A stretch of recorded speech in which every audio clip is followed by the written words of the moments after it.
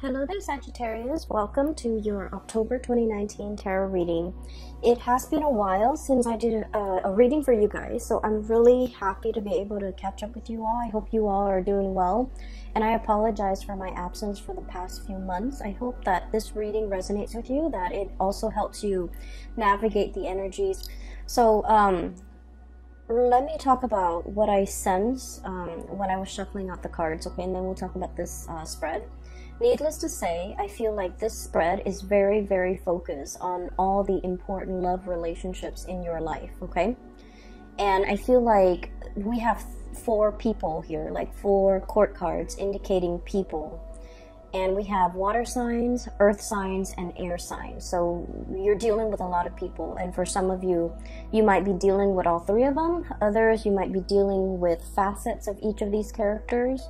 And then while others still might be dealing with like only one of these scenarios. But I feel like this is a month where it is very much about, you know, figuring out the relationships in your life that are worth salvaging, the relationships that are worth still being in, and the relationships that have been draining. So I feel like there's a lot of reassessment going on here.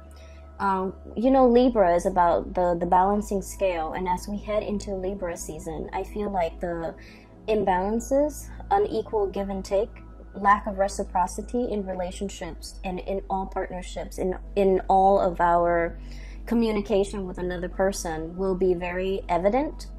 And so it's a time for us to really take stock of what's not working or what is working, and to figure out solutions to balance out the give and take in relationships. Okay, so I feel like for a lot of the signs, for a lot of people in general, everything that has happened since the month of January moving into now in the month of October, I feel like you're getting signs and messages along the way to indicate to you what is lacking, what's not working in your relationship. And I feel that it's time for you to take the knowledge and the wisdom with you and try to either fix the relationship if you are still in love, leave the relationship if you're no longer in love, and seek the right partner that will give you that sense of equal balance, give and take, and reciprocity so that you can move on to better relationships. So it is an important month to put theory into practice, to figure out what you have already learned and how to implement that into the world, okay? So when I was shuffling out this spread for you, I saw two images. The first one is I see you sitting at a table, and it looks like a karaoke bar. There's like a stage, a makeshift stage. It's not a platform or anything. It's just an area they cleared out. There's a microphone in the middle. And you're sitting at a table and you're looking at somebody. Their name is called up, and so it's like an open mic night. And it's at a bar, you're having your drink, and you're a man. Like, I can't really make out the features, but he's at a table looking at the microphone. The name is being called on the mic, and the next person who's supposed to sing a song steps up to the mic. The music starts, the soundtrack, the cues, the lyric cues start, and this person is ridden with stage fright, and the person didn't sing on cue. Like, the person just didn't sing. Okay, so then it leaves that air. The scene kind of breaks up, and then another scene emerges. And I'm going to talk about the first scene first before I go into the next scene. So I feel like the concept about being overwhelmed with fear, being overwhelmed with emotions, being overwhelmed with how they feel, being like just disoriented, the spotlight's on them, they don't really know how to react. So I feel like for many of you, this is not you. This is a person that you are dealing with, okay? I'm getting the word agoraphobic, somebody who is like not great around big crowds, large groups of people. They don't operate at their best when the spotlight is shown on them. And I feel like, you know, they try their best to try to break out of these antisocial behaviors or stage fright or whatever it is. They're trying to, you know, they're trying to kind of like break out of their own shell and to do something where it incorporates other people, but they're not able to overcome social anxiety. And I feel like the social anxiety is a big part of their personality. They're extremely introverted, possibly very, very shy. They, like, when you look at them, you might not feel like they have any type of social anxieties, because, you know, when you're in like a close relationship with them, they don't exhibit signs of social anxiety. But I feel like when they're out in public, when they're dealing with strangers, when they're dealing with just large crowds, they get very, very shy, and they shy away from big gatherings. And so for some of you guys, especially if you have a lot of like water placement in your chart, so for example, if you have like water, like Scorpio, Pisces, or Cancer as your sun, moon, or rising, or if you have a lot of planets in a water sign, this might be you, where you're feeling a little bit disconnected from people, mainly because you might have social anxiety. You might have issues when it comes to operating in a large crowd, being in a position where you're interacting with a lot of people, or you are kind of like front and center and people are looking at you, and, you know, all eyes are on you. It can feel very uncomfortable. And to a certain extent, most of us, I feel like the majority of people aren't great with like, you know, public speaking always provokes like anxiety, but I feel like you're either dealing with somebody, or this is triggered in you in a situation that where you haven't experienced it in the past. So I feel something coming in, okay? I'm also getting the word tongue-tie, stage fright, and tongue-tie, okay? So it could be either of those things. I strongly feel that you are dealing with somebody who has social anxiety, who has a lot to say, and yet they're very, very tongue-tied because their emotions get in the way. That's what I'm feeling. And I feel like their method of expression has always been through either song, music, or other avenues of self-expression, you know, painting, dancing, whatever it is. But I feel like when it comes to one-on-one interpersonal communication, there's something here that's preventing them from expressing how they really feel. And so I feel like as a Sagittarius, it has been very frustrating for you to deal with somebody like this, because Sagittarius, you're very no holds bar. You're very like, you know, you're very uncensored. You would speak your mind, you state your opinion, you want to be heard. And I feel like, you know, you're very like no nonsense. If somebody ticks you off, you will give them a piece of your mind right away. And the beauty about fire signs in particular is that when someone or a situation upsets you, you blow over, you blow up, but then you get over it. You don't hold things in, you know, you don't hold grudges, you don't hold things in, you don't hold your emotions in. And I feel like it's a very healthy way to live. But you're dealing with someone who's like your counter opposite, okay, like you're a counterpart that's like your total opposite, excuse me. And they hold a lot of stuff in. They're used to repressing. They don't say what's on their mind. And I feel like a lot of it is they don't say what's on their mind out of fear, out of judgment, out of like, you know, having those feelings or those words be used against them later. So, you know, in this day and age with social media, with digital communication, a lot of things can be taken out of context. A lot of situations too, like we can't really retract and rescind what we say, because things are permanently on social media or on some type of a public forum, or once something has been said and the way in which they have been said, the tone that is used, it's really hard to take back. Okay, once we form a strong opinion and we verbalize that opinion, it's very, very difficult to take back. And so you're dealing with somebody who's aware of all of this.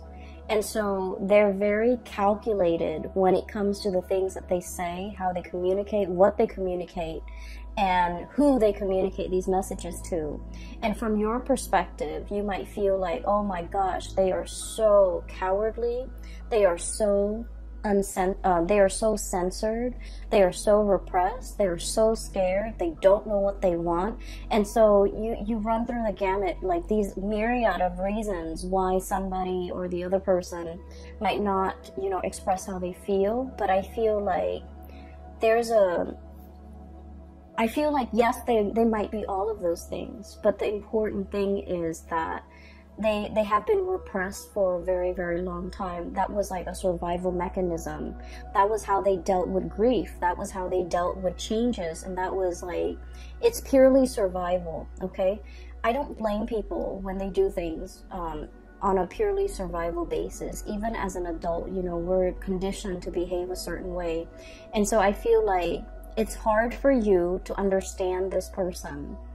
It's very, very hard for you because you are out and free and you know, unaffected, okay? And you're very uncensored. And so you don't understand how somebody could be so different from you. So I feel like there's a lack of understanding here, but I also feel like there are issues with the other person. And I feel like a mix of cowardly, a mix of stage fright, a mix of social anxiety, a mix of repression, a mix of, you know, just life experiences that makes them very, very calculated when it comes to what they say, calculated when it comes to what they, to expressing their emotions, okay? So that's where we're at, okay? So that's the first thing with that karaoke situation.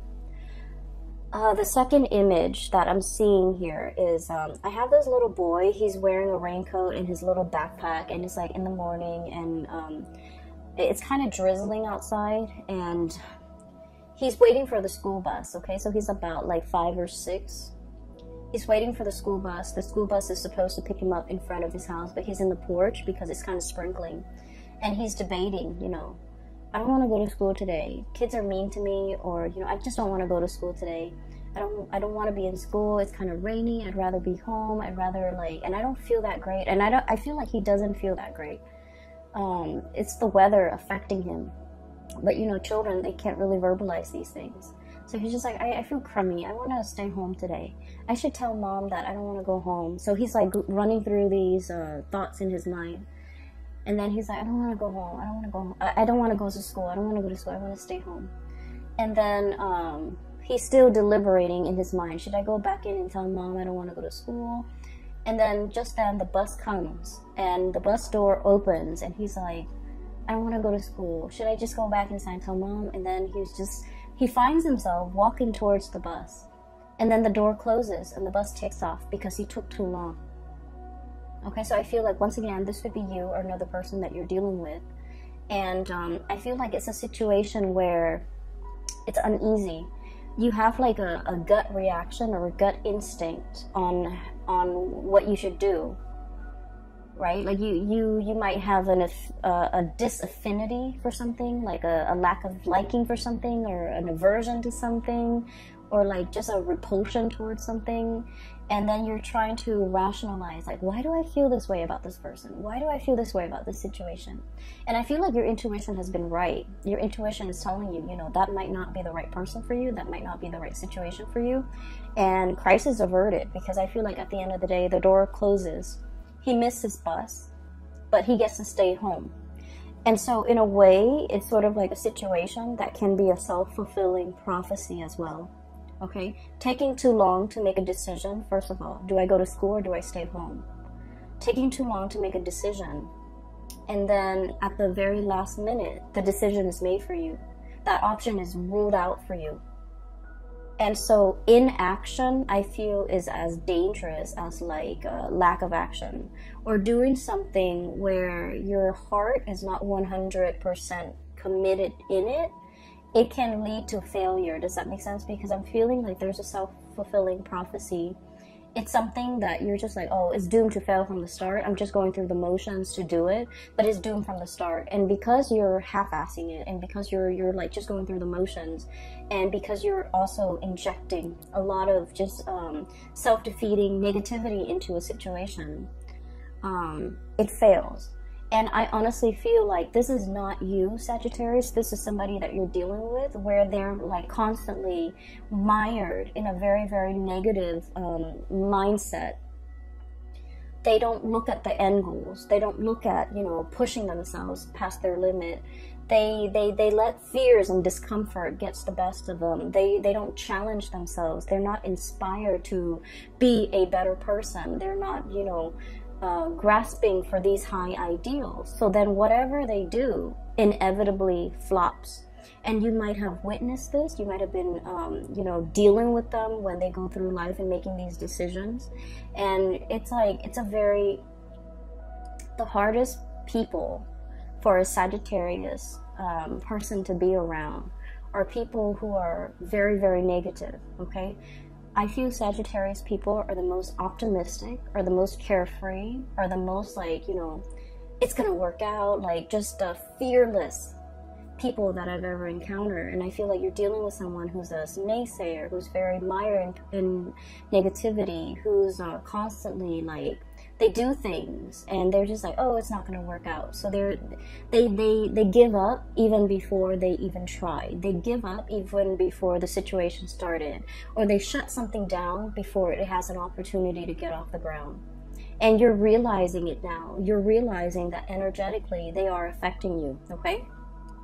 The other part of this that I want to emphasize is he wanted to stay home, right? Like the little boy, he wants to stay home. He didn't say anything.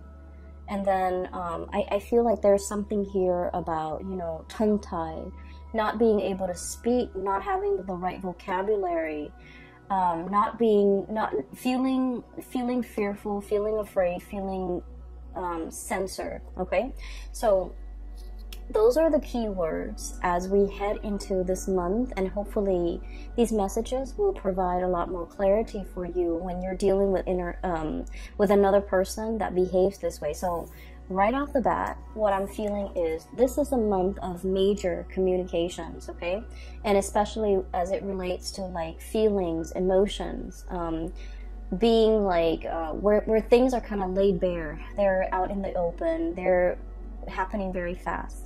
This to me indicates usually like electronic communication that comes out either physically in person or like electronic communication where they're coming at you very, very, very fast and you have like a split second to respond, or timeliness when it comes to your response is very important, okay?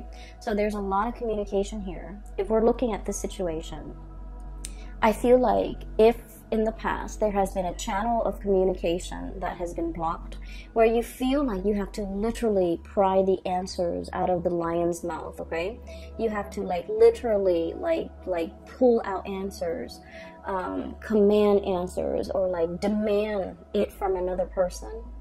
I feel like the floodgates are opening. So right off the bat, I feel like there's a situation where you are asking a lot of questions about to a person, or this is happening to you.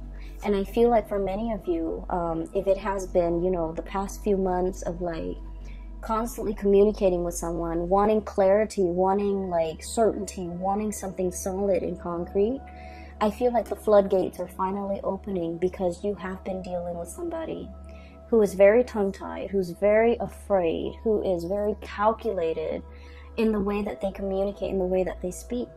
And so I feel like you've been pushing it and pushing it and pushing it, and finally the floodgates open. You're getting the communication that you're looking for.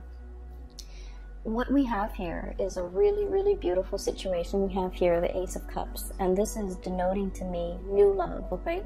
This is like an opening up of the floodgates where feelings are finally expressed for the first time.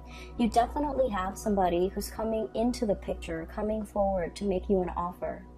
And what I sense is you are always very courageous when it comes to being vulnerable, okay? Being vulnerable is like the hardest thing for anybody to do. You put your heart out there, you put your feelings out there, you made yourself known, you made yourself available, you know who you want to be with.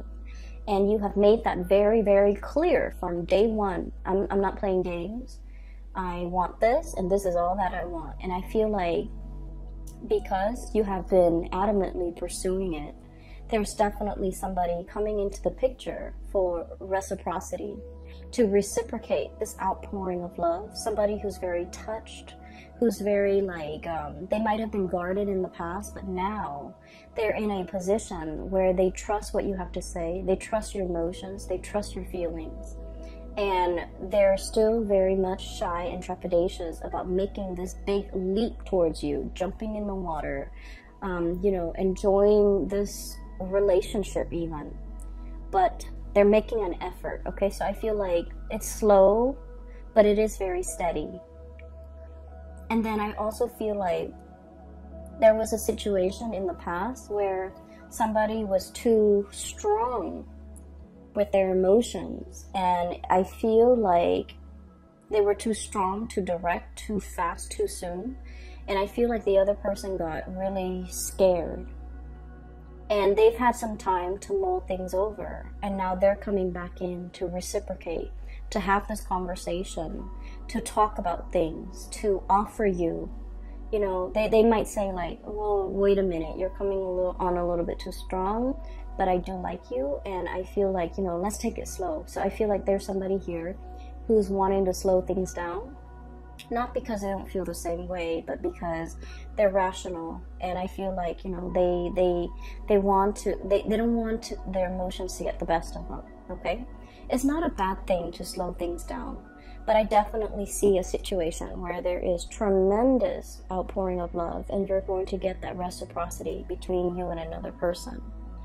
The other person has been thinking about you, okay?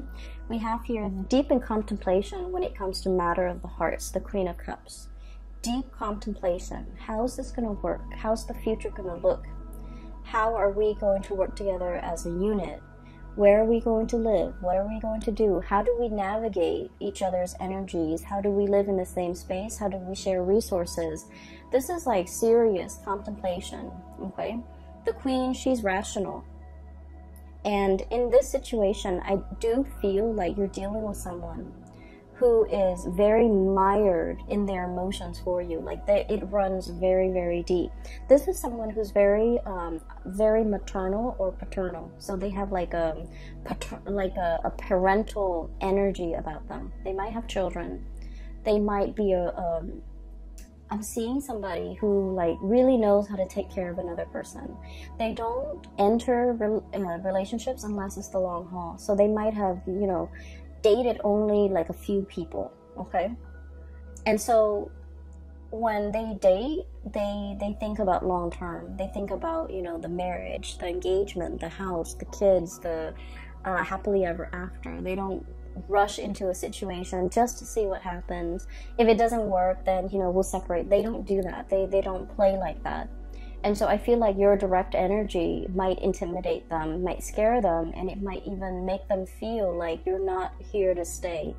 Like they might think you're not as serious. They might think that you're a serial dater. They might think you're after the thrill of the chase, and they might not take you at your word or take you at face value or take you seriously. So I feel like they've been thinking over this about you for a very, very long time. And emotionally, they feel the affinity towards you. They feel that pull, okay? I'm seeing a situation where somebody is definitely coming forward, okay? This is the Chariot, forward momentum, two disparate energies working together, moving the Chariot in the same direction. So I do see, and I say this a lot with Sagittarius, you and a partner who might be from, you know, like an interracial type of a situation, okay? The traditional depiction of this card is we have the black sphinx or the black horse and the white horse working together to pull the Chariot along. And I usually think of that as like an interracial couple, two people who might be very culturally different, okay? So keep in mind, for example, you might be like born in the same country, and then one person, you both might move to the United States, and one person is still a lot more traditional, the other person might be very Americanized. So in a way, that's like still culturally different, okay? So I see variations of that in this card, where you and the other person, there might be a lot of cultural differences that you have to learn about one another. You have to understand about one another in order to make it work. And so there might have been a lot of difficulties in the past to overcome in this relationship as a unit. There might have been a lot of communication problems. You never gave up on it. You never threw in the towel because you knew intuitively that, you know, it was worthwhile, it was worth it. And you knew, you felt how they felt about you. You felt it even though they never said it, because they were scared of their feelings. They were afraid of being found out. They were afraid of, like, you know, how they felt. They were afraid. They were running from it. And I also feel like they were so, it caught them off guard, and the feelings were so strong that it was hard for them to verbalize it, and they were afraid of it. They didn't want to face it. They didn't want to admit to it. They didn't want to talk about it. But moving forward, I feel like there's a breakthrough here where the floodgates open, and this outpouring of love and emotions is definitely coming through, where the other person is coming into the picture, wanting a conversation and wanting to build, okay? You have another character here, so that's, I see one person who's very afraid, and then I have another person who's very calculated with their words, with the things that they do. They're very measured with what they do.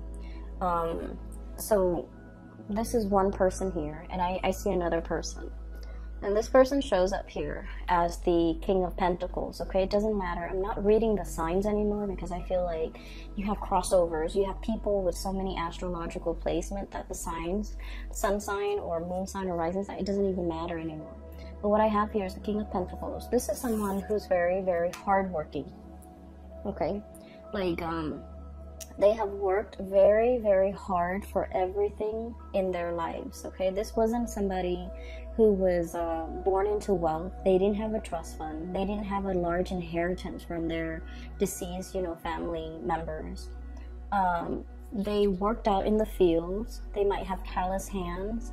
They might do something that's physically demanding. They don't care what they look like. They're not going to show up in a suit. They've worked really, really hard. They've had to hustle. They've had to go out and take care of things and take care of business at a very young age. And when you're deprived of a childhood, when you've had to grow up really, really fast, when your whole life was all about work and responsibilities, you can be very, very emotionally absent, right? So I just want you to understand where this person is coming from. This is like the pillar of responsibility, okay?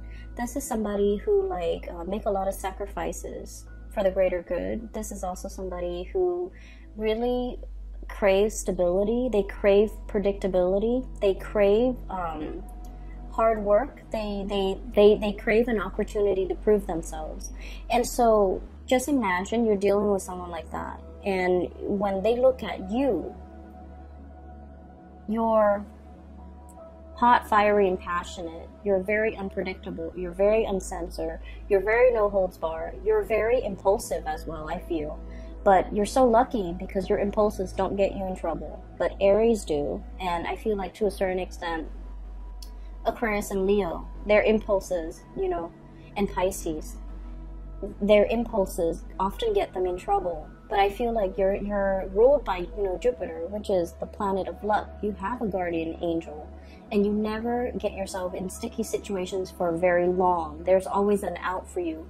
But the point is, they look at you, and everything that you do is like runs counter to everything that they have done thus far to achieve everything in their life.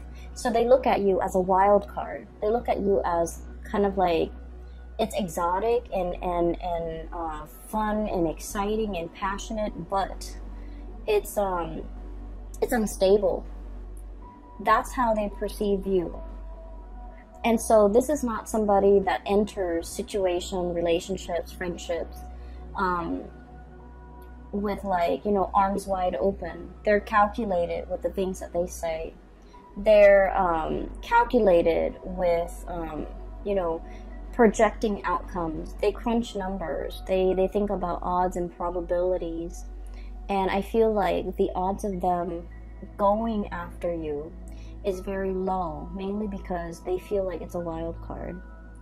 I feel though there's still going to be communication with you and this person. This is what I usually call, like, you know, ringing the bell, okay? This is like the lobby attendant somebody coming in, making their presence known, ringing the bell, and they're going to make their presence known. There's still going to be communication. They're still enthralled and seduced by you.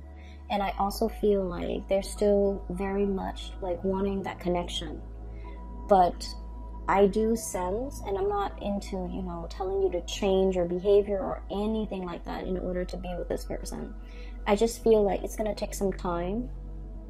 It's going to take some time for them to learn to trust you completely.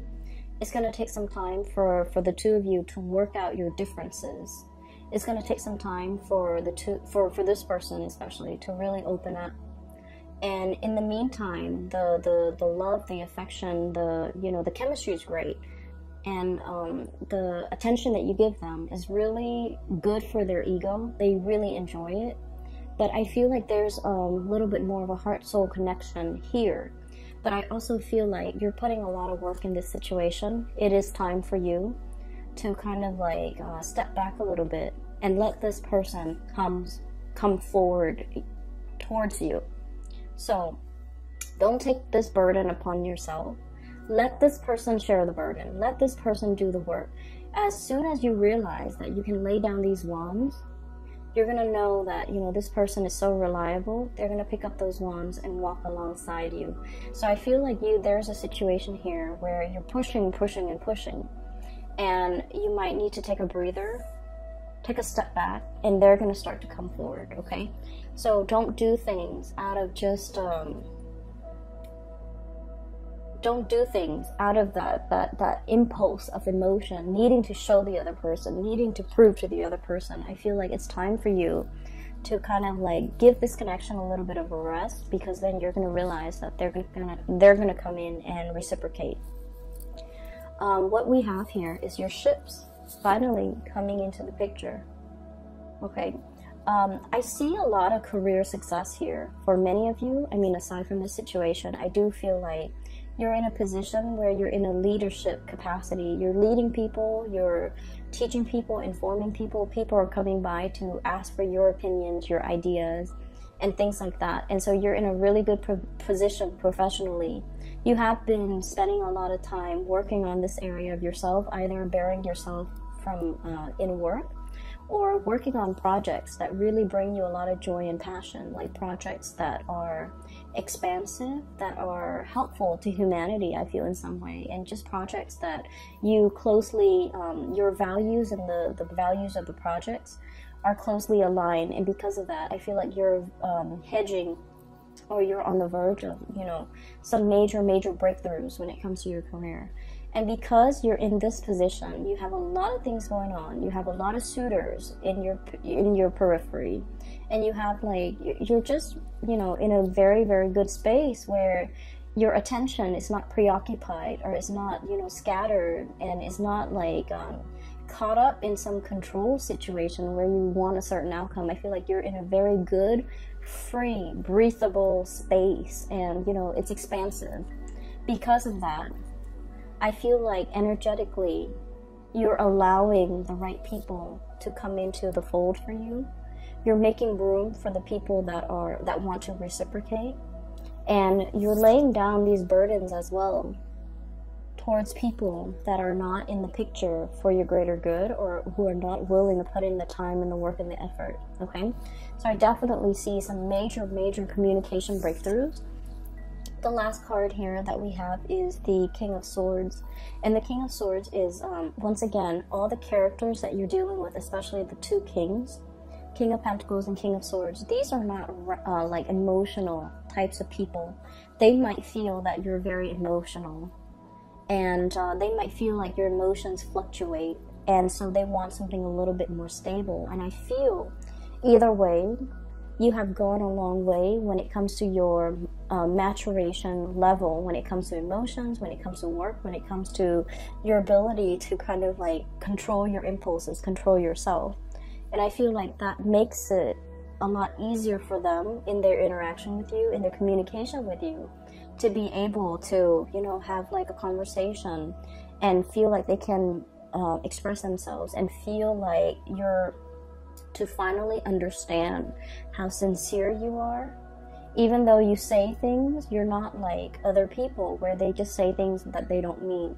You are actually very open, very sincere, very honest with how you feel about them at all times. And they're starting to feel safe and comfortable in expressing themselves and reciprocating back at you. Okay, so I do see there's major communication breakthroughs here. And so I honestly feel like, you know, the goal or the theme for this month is you are dealing with someone who's repressed. You are dealing with somebody who came kind of like belatedly. They tell you things, like you ask them a question, you wanted to know it at that time. Okay? And I feel like they dragged their feet, they took their time. They didn't give you a response at that time, and they might have missed the boat with you. And I feel like they're kicking themselves over it, okay? And that is why they're coming back, making their intentions known. That's why they're coming back, and they're starting to realize that there was a sense of urgency. There was a sense of like, you know, if you're not going to reciprocate, if it's something very simple, as easy as like just telling me how you feel, and the other person was not able to reciprocate, I'm sensing that they kick themselves. I'm sensing that there's regret, and I'm sensing that's why they're coming back in, because they understand and they feel safe in the sincerity of the way in which you express yourself. Okay, it's like you have been nothing but upfront and honest, and then I felt like the other person, it's almost like when you're dealing with so many sleazy people and then you meet like a really nice honest one. It seems like it's too good to be true. That's what I feel is happening to your person, where you're very upfront and honest, and they're like, it's too good to be true. That person must be hiding something. That must be a facade. That must be a front. That can't be real. Okay? They have their own hang-ups, Sagittarius, and you kind of just need to let it be. But honestly, I feel like, you know, there's going to be reciprocity coming into the picture, and it's going to make you feel really, really good, okay? I hope this reading resonates with you. I hope that it comes true for you in the month of October, so that you can, you know where you stand with people and know who's really important, okay? For those who have been emailing me, I don't do private readings anymore. I do have a colleague. Her name is Bridget. She's based out of California, and she's a psychic. She's phenomenal. I can't recommend her enough. If you are interested in a reading, please get a reading through her. I've included a link in the description box below for her website where you can schedule an appointment for yourself.